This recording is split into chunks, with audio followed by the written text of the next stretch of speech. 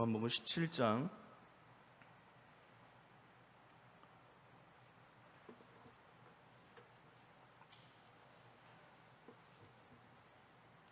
20절에서 26절 말씀입니다.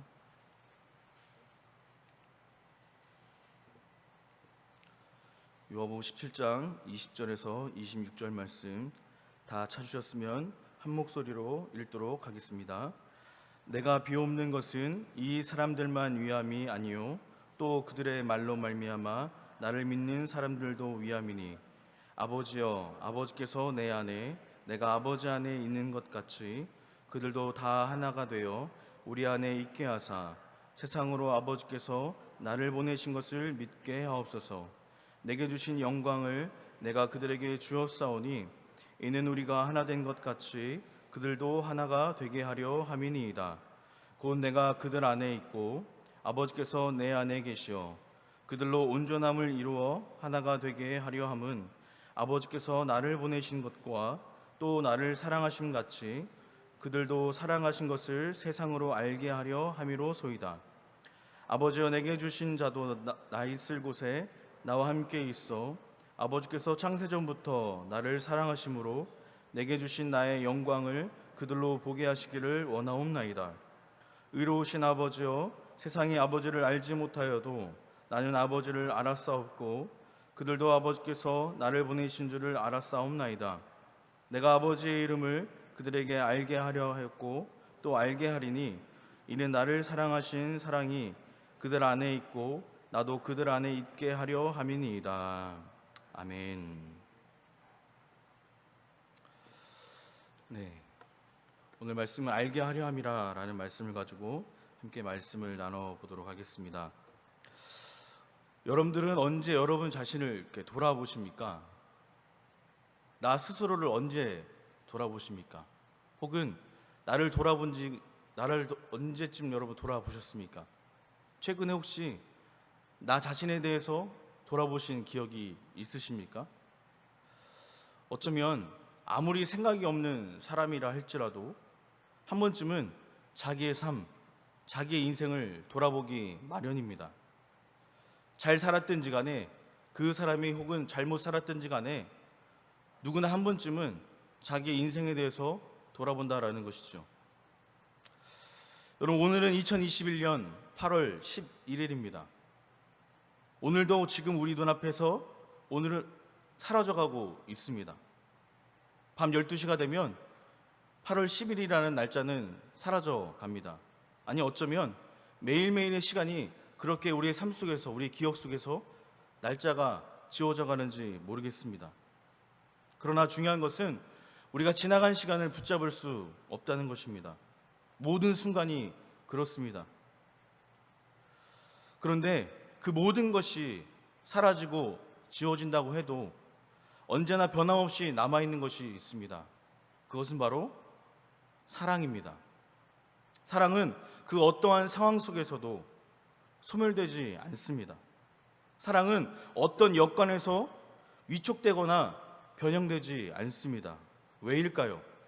바로 사랑은 영원하기 때문에 그렇습니다. 그래서 바울은 고린도전서 13장 8절 말씀에 예언도 패하고 방언도 그치고 지식도 패하여 질 것이나 오직 사랑은 언제까지나 떨어지지 않을 것이다 라고 증거하고 있습니다. 사도 바울은 사랑이 영원하다는 것을 알고 있었던 것입니다.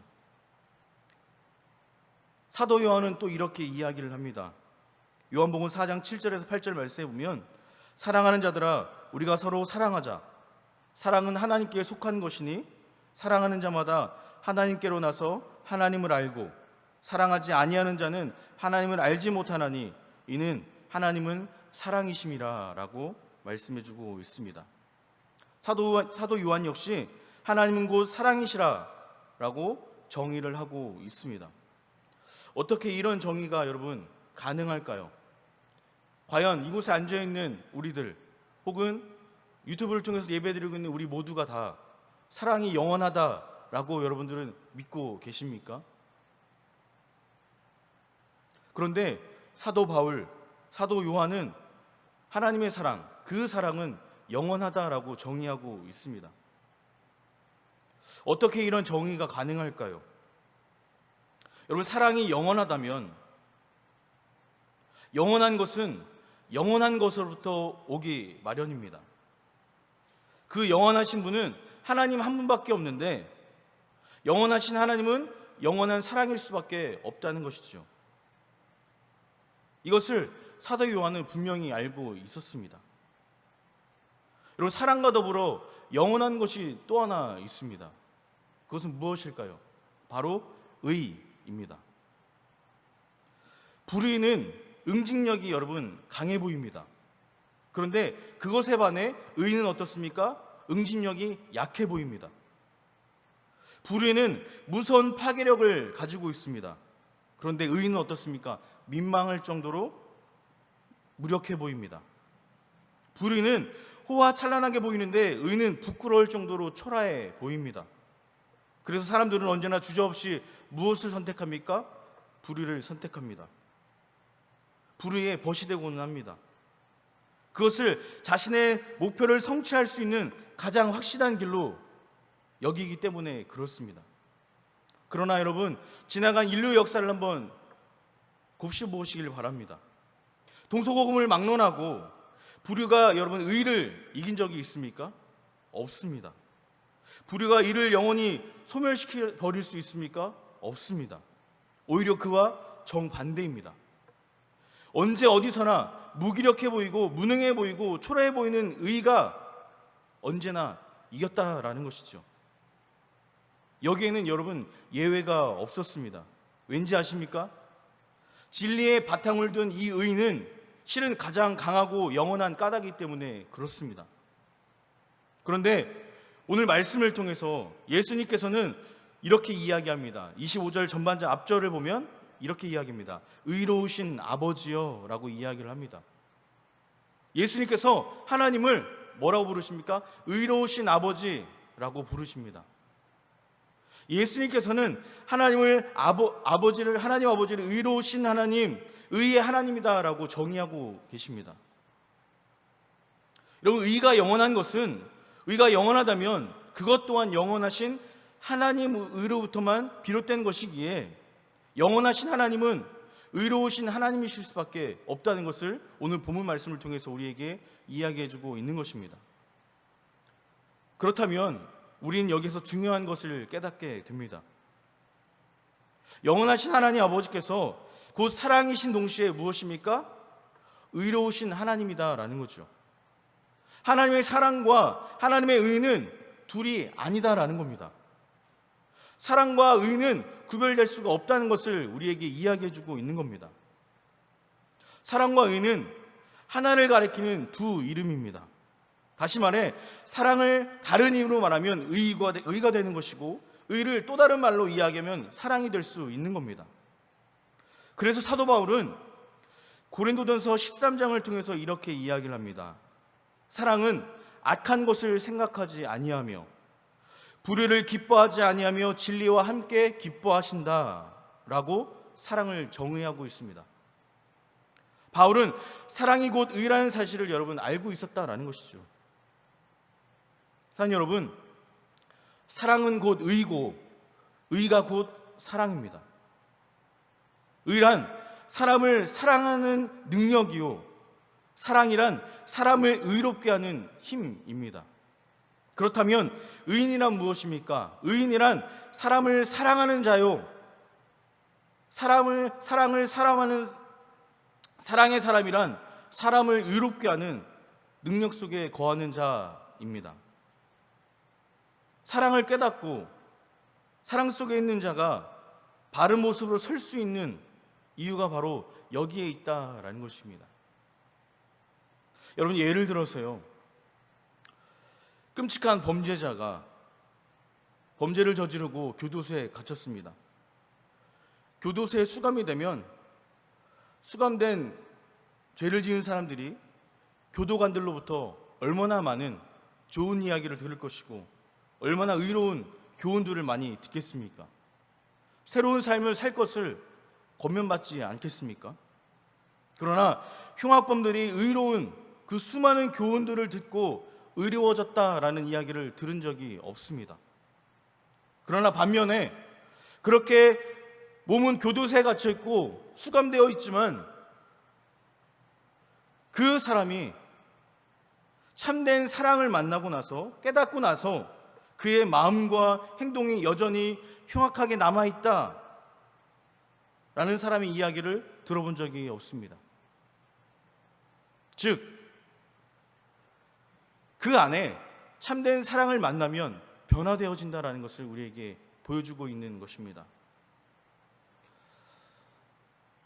얼마 전에 TV를 보다가, 인터넷을 보다가 우리나라의 가장 잊을 수 없는 흉악한 범죄의 이야기들에 대해서 다루는 것을 보게 되었습니다. 여러분 다들 아시겠지만 지존파라든지 얼마나 많은 흉악범들이 있었습니까? 그것에 대해서 다루는데요, 정말로 어떻게 사람된 도리로서 저렇게 똑같은 사람에게 저런 일을 범할 수 있을까라는 것을 생각하게 되었고요. 요즘 최근에 여러분 뉴스를 보시면 아시겠지만 젊은 부부들이 아이를 낳고 그 아이에게 행하는 모습들을 보면서 어떻게 내가 정말 어렵게 힘들게 낳은 자식을 저렇게 대할 수 있을까라는 것을 보게 되었습니다. 과연 그 사람들 안에, 그 마음속에 참된 사랑이 있었다면 과연 그런 행동을 할 수 있었을까라는 것입니다. 여러분, 우리는 모두 하나님으로부터 사랑을 받고 하나님의 사랑을 알고 하나님의 사랑 안에 거하는 그리스도인입니다. 그렇다면 오늘 우리는 그리스도인들을 또 어떻게 정의할 수 있겠는가라는 거죠. 여러분들은 예수를 믿는, 우리가 그리스도이긴 하지만 예수를 믿는 그리스도인들을 여러분 어떻게 정의하실 수 있겠습니까? 언제 어디서나 진리를 쫓아 의롭게 살아가는 사람, 그 마음과 생각과 행동이 날마다 더욱 의롭게 변화되는 사람, 그 사람이 그리스도인이다라는 것입니다. 영원하신 하나님은 사랑이신 동시에 의로우신 하나님이기 때문에 하나님의 사랑 속에 거한다는 것은 곧 우리를 의롭게 하시는 그분의 능력 속에 있음을 의미하고 있다라는 거죠. 즉, 우리는 매일매일 날마다 그분과 함께하고 있다라는 것입니다. 그렇다면 오늘을 살아가고 있는 예수님 믿는, 예수님을, 우리 아까도 권사님께서 그런 기도를 하셨지만 우리가 주님을 사랑한다고, 주님을 따른다고, 우리가 주님의 제자라고 이야기하지만 과연 우리들의 모습은 어떻게 살아가고 있는가라는 것이죠. 우리는 주님을 사랑한다고 이야기를 합니다. 주님밖에 없다라고 이야기를 하죠. 죄 있는 우리가 감히 하나님을 사랑한다라고 고백할 수 있는 것은 하나님께서 우리를 사랑하시기 때문에, 하나님이 나를 사랑하고 있는 것을 알기 때문에 우리가 주님 사랑합니다라고 고백할 수 있는 것입니다. 만약 하나님이 우리를 사랑하지 않으신다면 우리로서는 하나님을 사랑할 수도, 하나님을 사랑할 수단도 없어지고 만다라는 것입니다. 그런데 행여라도 하나님을 사랑한다라고 하면서 그 삶이 전혀 변화되지 않고 의롭게 변화되지 않은 사람이 있다면 그는 하나님의 사랑에 대해서 말하는 자일 뿐이다라는 것입니다. 정말 그 사랑을 신뢰하고 그 사랑 안에 거하는 자일 수가 없다라는 것이죠. 여러분, 우리는 코로나19 시대를 겪고 있습니다. 지난주에도 목사님께서 말씀하셨지만 분명한 것은 코로나 기간 동안 나눠질 것입니다. 물론 교회 오고 안 오고가 그 사람의 믿음의 잣대가 될 수는 없지만 분명한 것은 코로나 전 이후에, 전과 후에 우리들의 각자의 믿음의 신앙의 높이는 여러분 분명히 보여질 것이다 라는 것입니다. 과연 여러분, 우리는 말로만 하나님을 사랑하고 있습니까? 아니면 전심을 다해서 오늘 말씀처럼 그렇게 하나님을 따라 살아가고 있습니까? 우리가 하나님을 진정으로 사랑한다는 것은 가장 확고한 증거는 바로 날로 의롭게 변화되어져가는 우리들의 모습이다라는 것입니다. 하나님이 나와 함께 하시고 내가 그 하나님을 통해서 변화된 삶이 이것이 보여진다면 그 사람이야말로 정말로 하나님을 사랑하는 사람이다라는 것입니다. 하나님을 사랑한다는 것은 하나님의 사랑 안에 거하는 것입니다. 하나님의 사랑 안에 거한다는 것은 인간을 의롭게 하시는 그 하나님의 능력, 그 힘 가운데에 있다는 것을 의미한다라는 것입니다. 그래서 그 사람은 의롭게 변화되어져 갈 수밖에 없는 것입니다. 여러분, 교회를 수십 년 다녀도 아무런 의미가 없습니다. 그 사람 삶에 변화가 없으면 아무런 의미가 없습니다. 즉, 우리가 예수를 믿었다면 우리의 삶에 여러분 변화가 있어져야 됩니다. 오늘 본문을 통해서 예수 그리스도께서 우리에게 읽어주시고자 하는 그것이 바로 이것입니다. 오늘 주님께서는 오늘 본문 말씀을 통해서 이렇게 이야기하십니다. 20절에서 21절 말씀을 보면 내가 비옵는 것은 이 사람들만 위함이 아니요 그들로 말미암아 나를 믿는 사람들도 위함이니 아버지여 아버지께서 내 안에 내가 아버지 안에 있는 것 같이 그들도 다 하나가 되어 우리 안에 있게 하사 세상으로 아버지께서 나를 보내신 것을 믿게 하옵소서라고 말씀하고 있습니다. 여기서 이야기하는 이 사람들이란 누구입니까? 바로 주님 앞에 있는 제자들을 이야기합니다. 그러면서 그들이라는 것은 제자들을 통해서 하나님을 믿고 있는 혹은 믿게 될 그리스도인들을 이야기하고 있는 거죠. 그러면서 그들도 다 하나가 되어 우리 안에 있게 하사라고 말하는 것은 삼위일체 되시는 하나님을 아직 하나님을 알지 못하는 자들, 그들을 의미하고 있는 겁니다. 그래서 결국 이 기도의 내용에 이 기도문의 요지는 무엇입니까? 이 세상에서 아직도 하나님을 알지 못하는 그 자들이 예수를 믿는 우리들로 인해서 그리스도인들로 인해서 예수 그리스도가 하나님의 보내신 구원자이심을 믿게 해달라라는 것을 이야기하고 있는 것입니다. 쉽게 말하면 믿는 사람들로 인해서 믿지 않는 자들이 하나님을 믿는 자들이 되게 해주십시오라는 그것이 내용입니다. 그리고 주님께서는 22절에서 23절 말씀에 이렇게 이야기하십니다. 곧 내가 저희 안에 아버지께서 내 안에 계셔 저희로 온전함을 이루어 하나가 되게 하려 함은 아버지께서 나를 보내신 것과 또 나를 사랑하신 것 같이 저희도 사랑하신 것을 세상에 알게 하려 함이로소이다 라고 고백하고 있습니다.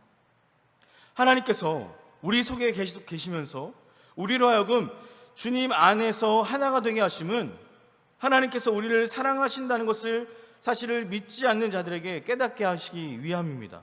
바꾸어 말하면 하나님을 믿는 우리에게 주어지는 임무, 하나님을 모르는 자들에게 하나님께서 우리를 얼마나 사랑하고 계시는가를 알게 해주라라는 것을 우리에게 이야기해주고 있는 것입니다. 사랑하는 여러분, 그렇다면 우리가 도대체 어떻게 세상 사람들로 하여금 예수 그리스도가 하나님께서 우리에게 보내신 구원자이심을 여러분 믿게 할 수 있을까요? 우리가 어떻게 믿지 않는 자들에게 우리를 향하신 하나님의 사랑을 보여줄 수 있을까요? 여러분, 돈으로 가능하겠습니까? 아마 돈으로 가능했다면 우리보다 돈 많은 재벌들이 유리했을 것입니다. 여러분, 권력으로 가능하겠습니까? 만약 여러분 권력으로 가능했다면 우리보다 강한 강대국의 집권자들이 훨씬 나았을 것입니다. 여러분, 육체의 강건함으로 그 일을 감당할 수 있겠습니까? 그렇다면 여러분 올림픽에서 금메달을 딴 육상 선수들이 더 우세했을 것입니다. 오직 우리들의 의로운 삶으로만 그 일을 완수할 수 있다라는 것이죠. 그리스도의 사랑, 하나님의 의를 통해서만 우리는 이 일을 완수할 수 있다라는 것입니다. 시간마다 우리의 삶이 의로워져가는 우리의 마음, 날로 이렇게 변해가는 우리의 생각, 우리의 행동을 통해서만 주님만이 우리의 구원자가 되심을 드러내고 또 하나님이 우리를 사랑하심을 구체적으로 나타낼 수 있음을 보여주고 있는 것입니다. 하나님을 믿는 자들이 하나님을 믿지 않는 자들과 구별되는 여러분 구별점이 있다면 그것은 단 하나일 것입니다. 바로 하나님의 의를 추구하는 삶일 것입니다. 이것 없이는 믿지 않는 자들의 삶과 구별될 수가 없습니다. 믿지 않는 자들을 여러분 감동시킬 수가 없습니다. 믿지 않는 자들에게 그리스도의 증거를 증거할 수 없다는 것입니다. 결국 우리의 삶에는 하나님의 사랑, 하나님의 의가 있어야 된다는 것을 우리에게 보여주고 있습니다. 우리는 각자 다른 성품, 각자 다른 모습, 각자 다른 직업, 환경, 다른 목표를 가지고 살아가고 있습니다. 그럼에도 불구하고 하나님의 의를 추구하는 삶에 관한 것은 우리가 단 하나로 하나가 되어져 있다라는 것이죠. 그래서 우리는 그 하나를 통해서 하나님을 사랑하는 그리스도인이 될 것이고 또 의로우신 하나님의 사랑을 많은 사람들에게 알려줄 수 있을 것이다 라는 것이죠. 그래서 우리가 바로 그 사랑의 부르심을 받은, 선택받은 자다라는 것입니다. 그래서 주님은 우리에게 이렇게 말씀하십니다. 25절 말씀해 보니까 의로우신 아버지여 세상이 아버지를 알지 못하여도 나는 아버지를 알았사옵고 그들도 아버지께서 나를 보내신 줄을 알았사옵나이다 라고 고백하고 있습니다. 세상 사람들은 의로우신 하나님이 어떤 분이신지 알지 못합니다. 그러나 주님께서는 하나님의 아버지를 분명히 알고 계셨습니다. 그리고 그리스도인들도 주님은 하나님께서 이 땅에 보내신 그리스도이심, 구원자이심을 분명히 알고 있습니다. 예수님께서 우리의 죄값을 대신 치러주시고 대신 치러주기 위해서 십자가에 친히 못 박혀 돌아가심으로 하나님의 사랑은 의이고 또 하나님의 의는 곧 사랑임을 우리에게 몸소 보여주셨습니다. 그것을 아는 우리에게 남은 것이 있다면 그것은 하나님의 사랑을 힘입어 예수 그리스도를 본받아 하나님의 의를 쫓아 살아가는 그러한 삶일 것입니다. 사랑하는 여러분, 오늘 말씀을 정리하면서 오늘 말씀은 이렇게 이야기합니다. 23절 말씀에 내가 그들 안에 있고 아버지께서 내 안에 계시며 그들로 온전함을 이루어 하나가 되게 하려 함은 아버지께서 나를 보내신 것과 또 나를 사랑하신 것 같이 그들도 사랑하신 것을 세상에 알게 하려 합니다 라고 우리에게 말씀해 주고 있습니다. 그리스도의 구원자 되심, 하나님의 사랑, 그리고 하나님의 살아계심을 세상에 보여주고 세상으로 알게 하려 우리를 선택받은 우리, 의를 쫓아 살아가는 우리의 삶은 바로 우리의 삶을 통해서 주님의 이런 모습들을 세상 사람들에게 알게 하려 합니다라는 것을 우리가 기억하면서 살아갔으면 좋겠습니다. 여러분, 분명한 것은 코로나 이후에 많은 교회들 혹은 어쩌면 지금도 많은 교회들 가운데 변화가 있을 것입니다. 우리가 진정으로 하나님의 의와 사랑을 쫓아 살아갈 때에 우리가 그런 모습으로 매일매일을 살아간다면 코로나 이후에 우리의 교회는 더욱더 하나님께 귀하게 쓰임받는 존귀한 교회로 세워져 갈 것을 믿습니다. 매일매일 우리가 하나님의 말씀 앞에 또 말씀대로 이루어지기를 소망하면서 그 말씀 앞에 무릎으로 나아가는 저와 여러분들의 삶이 되어지기를 간절히 축복합니다.